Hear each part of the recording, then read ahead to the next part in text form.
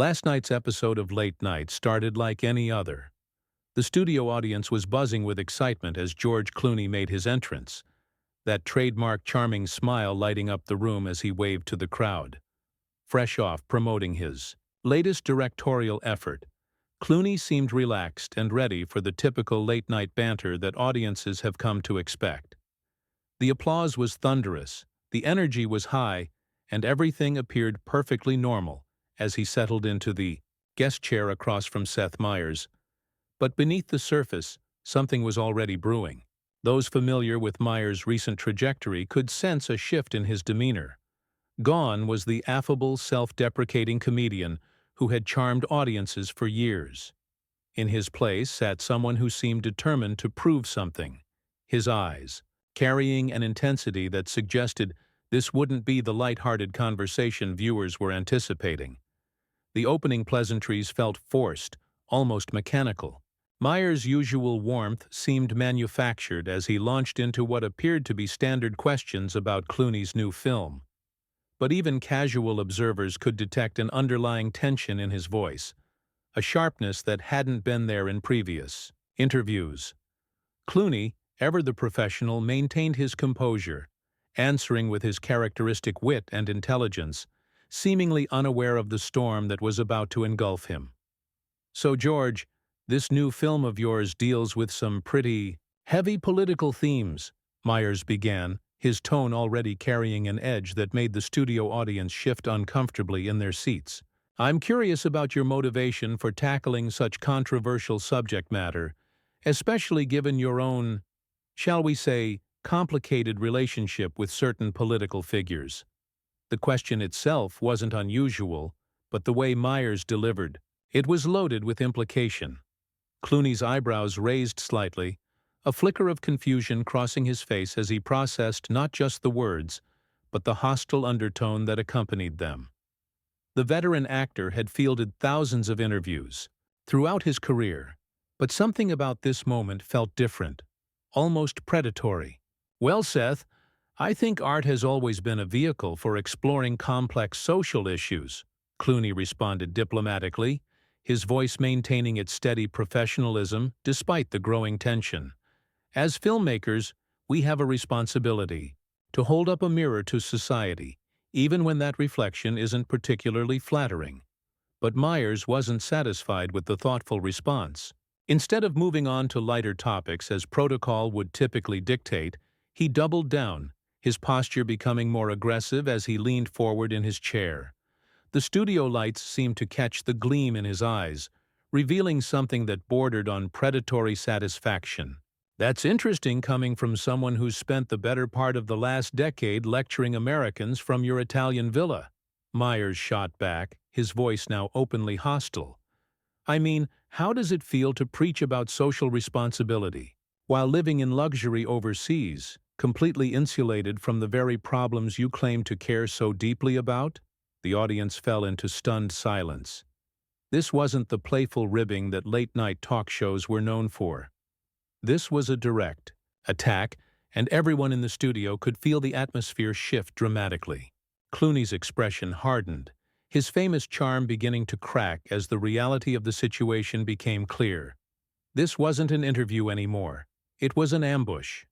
"I'm sorry, Seth, but I'm not sure I understand the hostility here," Clooney replied, his voice still controlled but carrying a warning that those who knew him well would recognize immediately. "Are we here to discuss my film, or are you looking to settle some personal score that I'm not aware of?" The question hung in the air like a challenge, and Meyers' response would determine whether this confrontation would de-escalate or explode into something far more dramatic. The camera operators instinctively tightened their shots, sensing that they were witnessing something unprecedented.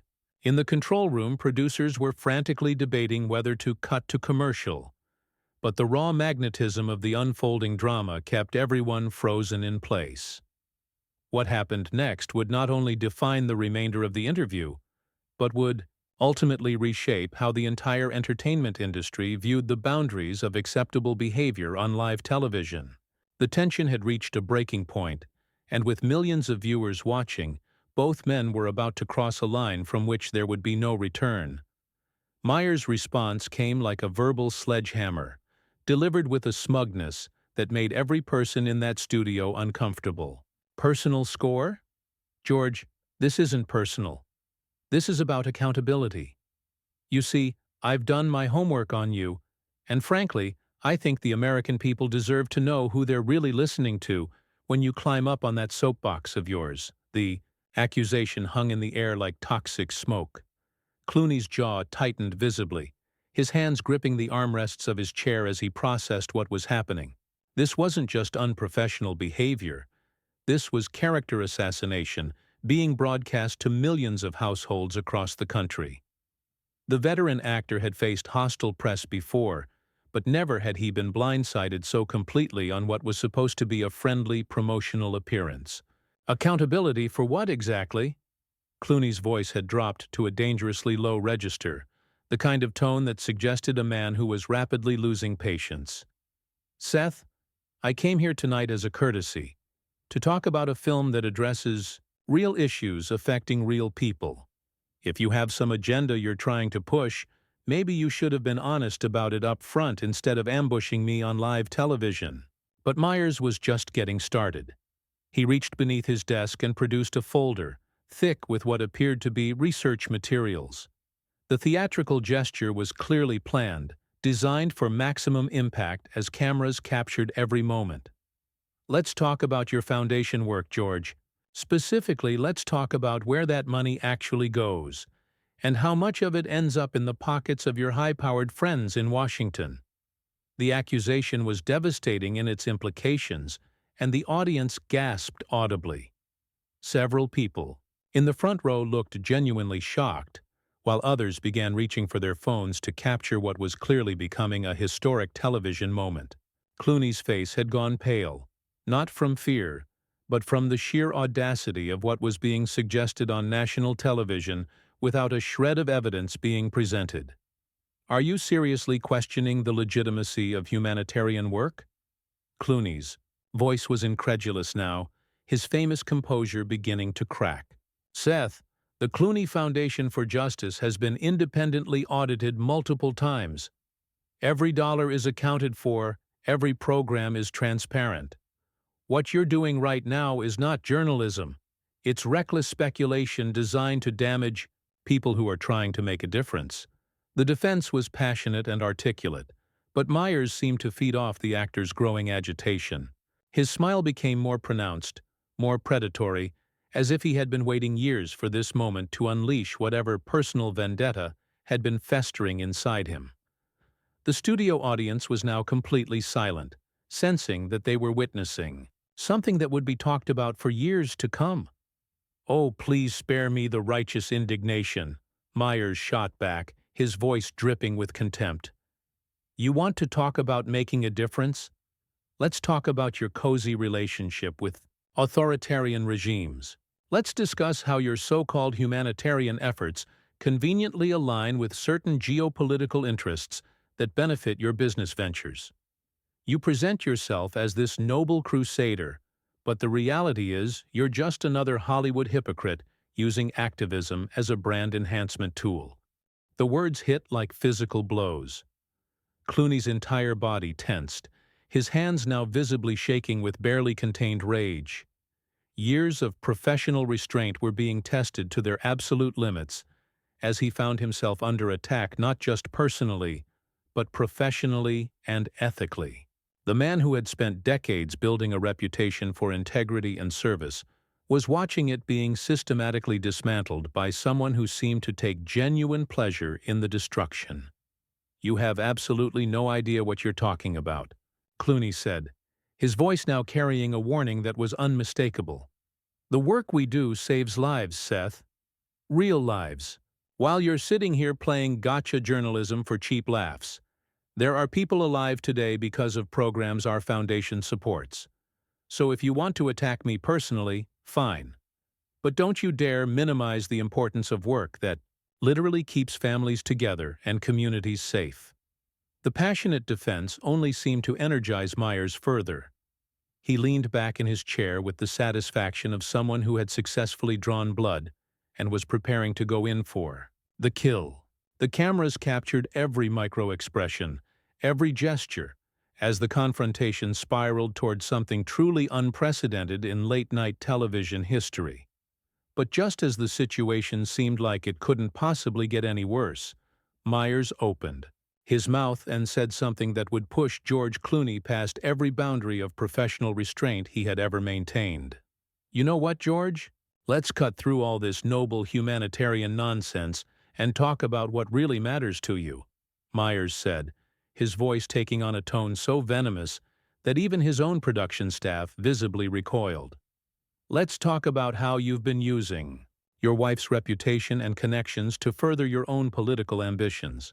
Amal's work at the International Criminal Court suddenly becomes very convenient when you need access to certain circles, doesn't it?" The mention of his wife crossed a line so egregious that the entire studio seemed to collectively hold its breath. Clooney's face went from pale to flushed with rage in an instant, his eyes blazing with an intensity that made everyone present understand they were witnessing something dangerous. The cameras caught every detail as his hands gripped the chair arms so tightly his knuckles went white. "What did you just say?" Clooney's voice was barely above a whisper, but it carried more threat than if he had been shouting. "Seth, I'm going to give you exactly one opportunity to apologize for what you just implied about my wife, and then we're going to move on to literally anything else." But Meyers had apparently lost all sense of self-preservation. Instead of backing down, he doubled down with the kind of reckless abandon that suggested he was either completely delusional about the consequences of his actions or simply didn't care about the professional suicide he was committing on live television. Apologize? For pointing out the obvious? Meyers laughed, but there was no humor in it, only malice. "Come on, George. Your entire marriage reads like a calculated political alliance. International human rights lawyer meets Hollywood activist? It's almost too convenient, isn't it? I mean, what are the odds that George Clooney's perfect woman just happens to be someone whose career perfectly complements his political aspirations?" The audience was now audibly gasping and murmuring, with several people standing up as if preparing to leave. The energy in the room had shifted from uncomfortable tension to genuine alarm, as everyone present realized they were witnessing something that was spiraling completely out of control. In the control room, producers were frantically debating whether to cut the feed, but the sheer unprecedented nature of what was unfolding kept them frozen in horrified fascination. Clooney slowly rose from his chair, his movement deliberate and controlled despite the fury radiating from every fiber of his being. At 6 feet tall, he cut an imposing figure as he stood over Meyers, who suddenly seemed to realize that he might have pushed things too far. But it was too late for second thoughts. The damage was done, and the consequences were about to unfold. In real time. "Let me be very clear about something," Clooney said, his voice now carrying the kind of quiet authority that commanded absolute attention. "You can attack my politics, you can question my career choices, you can even make up lies about my foundation work, but the moment you bring my wife into this pathetic display of whatever personal issues you're dealing with, you've crossed a line that no decent human being should ever cross." The words were delivered with surgical precision, each syllable carefully chosen for maximum impact. Meyers, perhaps finally beginning to understand the magnitude of his miscalculation, attempted to regain control of the situation with a nervous laugh that fooled absolutely no one in the room. "Oh, come on, George, don't be so sensitive. This is just conversation. If you can't handle a little pushback on your perfect public image, maybe you shouldn't be doing interviews," Meyers said, but his voice had lost much of its earlier confidence. The bravado was clearly forced now, a desperate attempt to maintain dominance in a situation that was rapidly slipping away from him. Clooney took a step closer to the desk, his presence now completely dominating the space. The cameras captured every moment as he leaned forward, bringing himself to eye level with the host who had systematically destroyed any pretense of professional courtesy or basic human decency. "Sensitive?" Clooney's voice was deadly calm now, which somehow made it even more terrifying than if he had been yelling. Seth, you just spent the last 10 minutes making baseless accusations about my character, my work, and now my marriage, all while hiding behind the protection of your little television show. You want to know what sensitive looks like? Sensitive is a man who's so threatened by other people's success and happiness that he has to tear them down on national television to make himself feel better. The psychological analysis hit its target, with devastating accuracy. Meyers' face flushed red as he realized that his victim had just turned the tables completely, exposing not just his unprofessional behavior, but the underlying insecurity and malice that had driven it. The power dynamic in the room had shifted entirely, and everyone present could feel it. "Now you listen to me very carefully," Clooney continued, his voice never rising above a conversational tone, but carrying unmistakable menace. "You're going to sit there, and you're going to apologize for what you said about my wife, or I'm going to walk out of here and make sure everyone in this industry knows exactly what kind of person you really are." The ultimatum hung in the air like a sword, and Meyers found himself facing a moment that would define not just the rest of this disastrous interview, but potentially the rest of his career. What he said next would determine whether there was any possibility of salvaging this situation, or whether he was about to witness the complete destruction of everything he had worked to build. For a moment, silence stretched between them like a taut wire ready to snap. The studio audience sat in stunned quiet, hundreds of people holding their collective breath as they waited to see whether Seth Meyers would find some shred of decency buried beneath his toxic behavior. The cameras continued rolling, capturing every micro-expression as the host wrestled with what should have been the easiest decision of his professional life. But instead of the apology that any reasonable person would have expected, Meyers made a choice that sealed his fate completely. His face twisted into a sneer that revealed just how far he had fallen from any semblance of professionalism or basic human decency. "You know what, George? I'm not apologizing for anything," Meyers said, his voice now openly hostile and defiant. "If you can't handle honest questions about your carefully crafted public image, then maybe you should stick to making movies and leave the real world to people who actually understand it. Your wife's career speaks for itself, and if you don't like people connecting the dots, that's your problem, not mine." The words hit the studio like a physical force. Several audience members audibly gasped, while others began shaking their heads, in disbelief. Even the cameramen seemed stunned by what they were witnessing, their usually steady shots becoming slightly shaky as they processed the unprecedented level of unprofessionalism they were documenting. Clooney's reaction was immediate and final. He straightened to his full height, his expression shifting from anger to something far more dangerous: complete and utter contempt. When he spoke, his voice carried the kind of quiet authority that made everyone in the room understand they were witnessing a defining moment in television history. "That's exactly what I expected from you," Clooney said, his tone now ice-cold with disgust. "You know, Seth, I've been in this business for over 3 decades. I've sat across from some of the worst people in Hollywood, and I've always found a way to maintain some level of professional courtesy. But you're something special, aren't you?"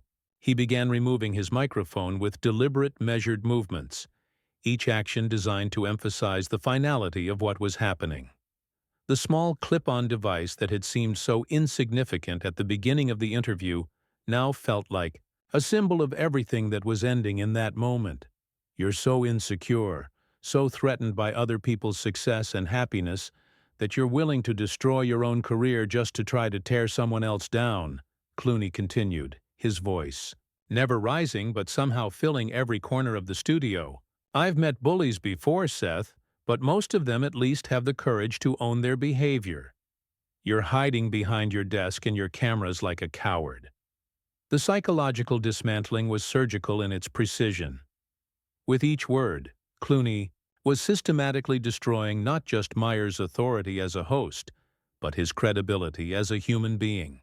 The audience watched in fascination as one of Hollywood's most respected figures delivered what amounted to a masterclass in how to handle a bully. "But here's what's going to happen now," Clooney said, placing his microphone on the desk with deliberate care. "I'm going to walk out of here, and you're going to have to explain to your producers, your network, and your audience why you thought it was appropriate to ambush a guest and attack his family on live television. And when people ask me about this interview, I'm going to tell them exactly what I witnessed tonight.